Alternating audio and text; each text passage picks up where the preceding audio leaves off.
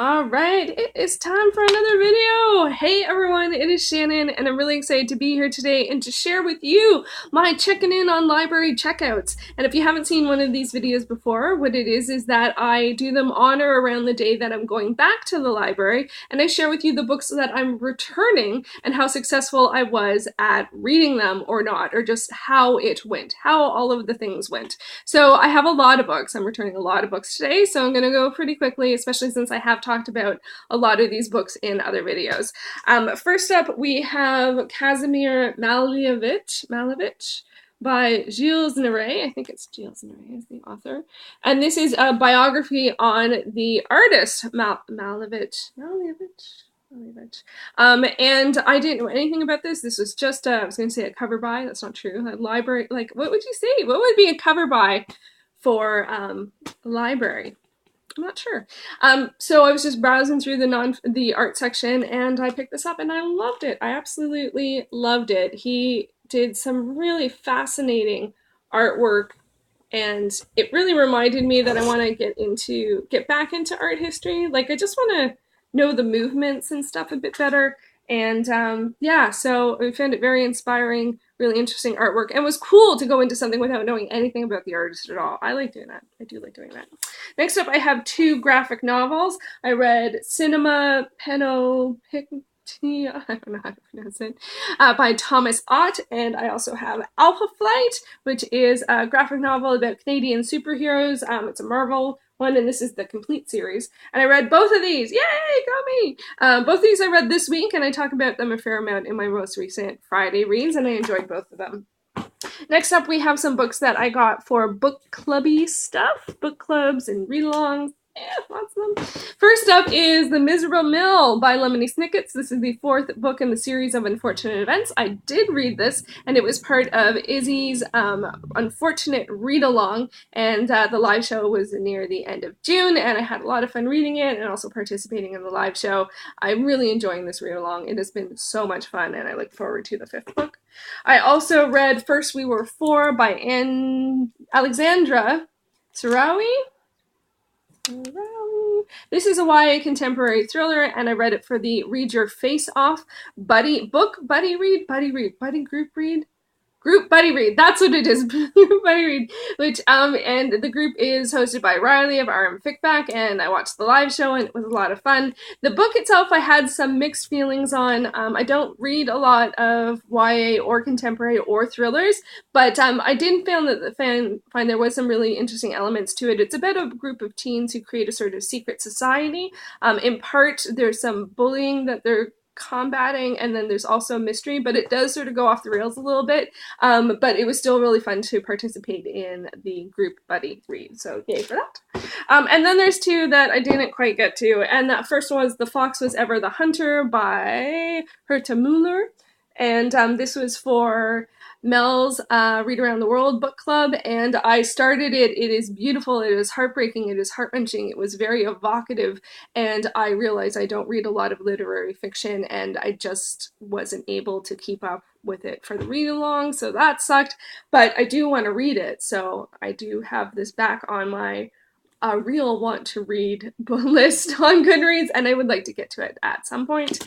And then also Virginia Woolf's Mrs. Dalloway. This was for the Reading Women read along in June. They are doing a year-long readathon, and this is their read-along book because they did a particular readathon for June. That's a lot of words starting with R.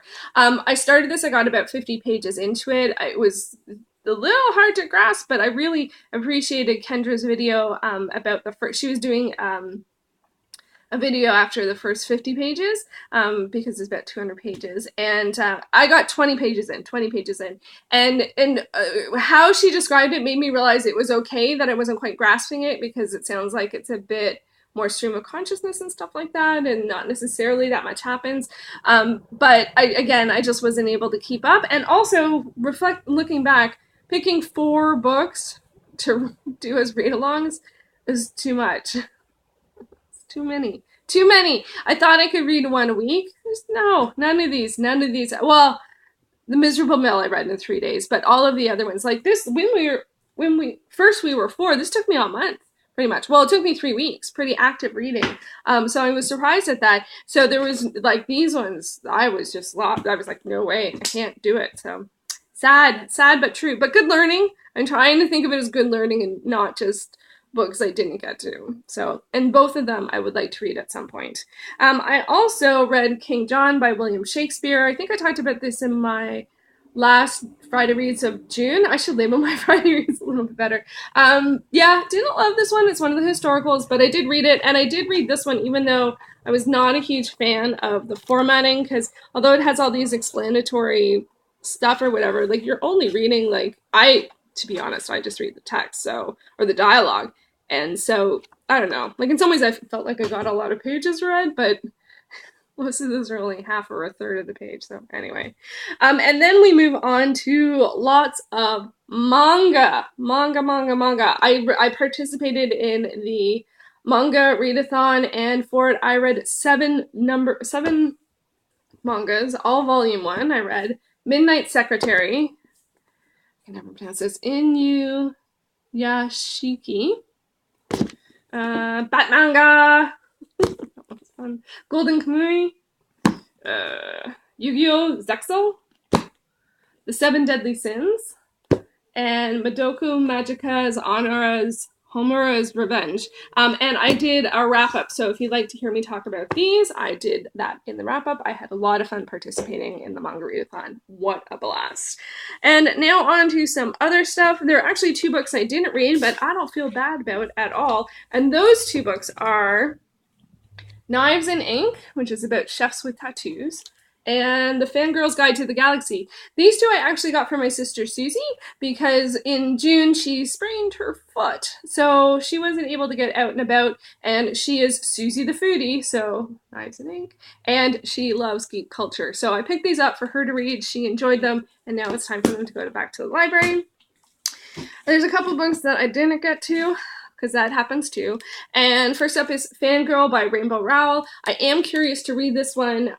There are holds on it, so I have to return it. I wasn't able to renew it. My big concern with this one is that because it's about fandom and e-stuff and putting stuff online, I was worried I would need to read a physical copy, but now that I browsed it, I realized I can read this as an e-copy. Sometimes when there's a lot of text and emails and stuff like that, it's much more easier and pleasurable to read it in a physical copy, but now that I've looked at it, I can request the ebook, that's okay. And then also 168 Hours, You Have More Time Than You Think by Laura Vanderkum. This one again has holds on it, so I have to return it. I did start reading it, I did enjoy it. I got to the point where you track your time, and then I started doing that, but I haven't got to the part where you like reflect or analyze or whatever. But I have done some work on that, so I think I'm okay. This one has a lot of examples.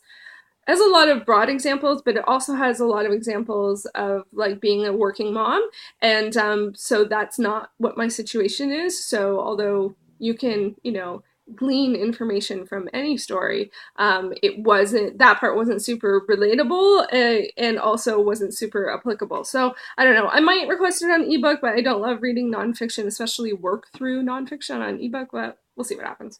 And then there are 2 other books that I didn't get to. This one, Graphic Women, which is, the books was Gender and Culture. No, that's not it. Life, Narrative, and Contemporary Comics. This one I actually really do want to read. I was searching for books from Linda Berry, and she's, I guess, featured in this one. But it was a bit heavy. Oh, in there somewhere. I love Linda Berry. But it felt a bit heavy, and mostly text-based, and it's quite a heavy book, and I'm reading the Emily Carr journals, and so I'm already reading one nonfiction book from an artist's perspective, so there's that. And then I also got this book, Disability, the Social, Political, and Ethical Debate, and it's a bit heavy, and it's very academic, and it wasn't what I was looking for, so I'm going to return that one. So out of these books, I think it's around 20 books, I read the majority of them. Yes!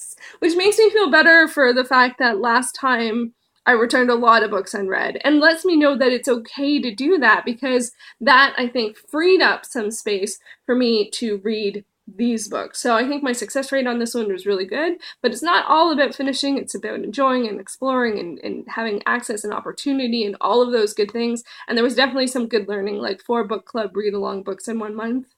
Too hard. Too hard. I couldn't do that. This month I just picked 2.